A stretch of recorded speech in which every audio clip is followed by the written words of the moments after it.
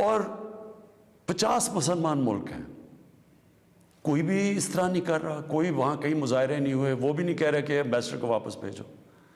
تو اس کا پہلے تو کوئی فرق نہیں پڑنا لگا فرانس کو. لیکن میں آپ کو یہ بتاؤں پاکستان کو کیا فرق پڑے گا.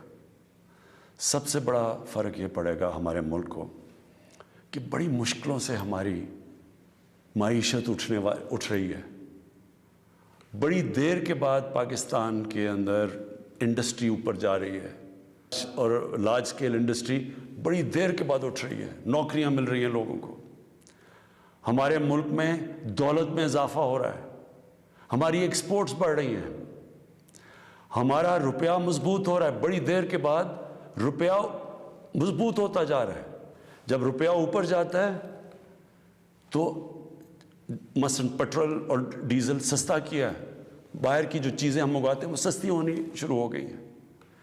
جب ہم فرانس کے ایمبیسڈر کو واپس بھیج کے تعلقات توڑیں گے ان سے، اس کا مطلب کہ یورپین یونین سے ہم تعلقات توڑیں گے. اس کا مطلب کیا کہ جو ہماری آدھی ٹیکسٹائل کی ایکسپورٹس ہیں وہ یورپین یونین میں جاتی ہیں، تو اس کا مطلب آدھی ہماری ٹیکسٹائل ایکسپورٹس وہیں ختم ہو گئی. اس کا مطلب بے روزگاری، فیکٹریاں بند ہو جائیں گی. اور اس کے آگے کیونکہ آدھی ہماری مین ایکسپورٹ ٹیکسٹائل ہے، جب ٹیکسٹائل آدھی رہ جائے گی ایکسپورٹ، ہمارے روپے کے اوپر پریشر پڑے گا، روپیہ گرے گا، مہنگائی بڑھے گی، غربت بڑھے گی. تو نقصان ہمیں ہوگا، فرانس کو کوئی نقصان نہیں ہونے لگا. تیسری چیز اب ہم نے اس کے اوپر جب یہ ہوا تو میں پہلے ذرا آپ کو تھوڑی تفصیل پیچھے بتا دوں. یہ ہم 2-2.5 مہینے سے لگے ہوئے تھے، ہماری گورنمنٹ TLP سے مذاکرات کر رہی تھی. ہم ان کو یہی چیزیں سمجھا رہے تھے کہ اس سے نقصان ہمیں ہونے لگا ہے، ان کو نقصان نہیں ہوگا، ہماری عوام کو نقصان ہوگا. مذاکرات چلتے جا رہے تھے، انہوں نے کہا جی اسمبلی میں رکھو، اور اسمبلی جو فیصلہ کرتی ہے. ہم نے فیصلہ کیا ٹھیک ہے ہم اسمبلی میں یہ رکھتے ہیں. لیکن ہم پھر دیکھنا شروع کیا کہ ان کی موبلائزیشن نیچے ہو رہی ہے، ان کی تیاریاں ہو رہی ہیں اسلام آباد آنے کے لیے.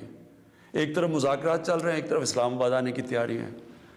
پھر ابھی مذاکرات چل رہے ہیں اور ہم نے یہ فیصلہ کیا ہوا تھا کہ ہم اسمبلی میں رکھیں گے اس ایشو کو.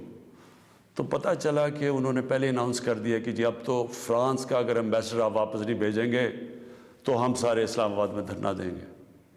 تو یہ اس کے بعد یہ ہماری بات چیت ٹوٹی. اس کے بعد پھر یہ اریسٹ ہوئے. اب میں صرف آپ کو بتانا چاہتا ہوں کہ اس سے اب تک ہوا کیا ہے ہمارے ملک میں. ذرا دیکھ لیں کہ ہم نے اپنے آپ کو کتنا نقصان پہنچایا. اب تک 40 پولیس کی گاڑیوں کو جلا دیا گیا، لوگوں کی پرائیویٹ پراپرٹی کے اوپر کئی لاکھوں کروڑوں روپے کا نقصان ہوا ہے. 4 پولیس والے شہید ہوئے ہیں، 800 سے زیادہ پولیس والے زخمی ہوئے ہیں. پہلے دن جب شروع ہوا تو تقریباً 100 سڑکیں بلاک کر دی. اس سے جو عوام کو نقصان ہوا، اس سے کئی جو آکسیجن کے سلنڈرز نہیں جا رہے تھے، بیچارے جو کرونا کے مریض ہیں ان میں اموات ہوئی. اور پھر باہر سے کود پڑے لوگ، ہمارے پاکستان کے دشمن. ابھی تک ہم نے جو 4 لاکھ ٹویٹس کو اینالائز کیا ان میں سے 70% فیک اکاؤنٹ سے تھی. مثلا پروپیگنڈا، جس طرح یورپین یونین کی ڈس انفارمیشن لیب نے جب بتایا کہ ہندوستان کی کوئی 600 سائٹس ہیں، فیک سائٹس، میڈیا سائٹس، جس سے وہ فیک نیوز اور پروپیگنڈا کر رہے ہیں پاکستان کے خلاف. تو یہاں بھی ہمیں پتہ چلا کہ 380 ہندوستان کے انڈیا کے گروپ تھے جو کہ واٹس ایپ سے فیک نیوز چلا رہے تھے کہ سول وار ہو گئی پاکستان میں.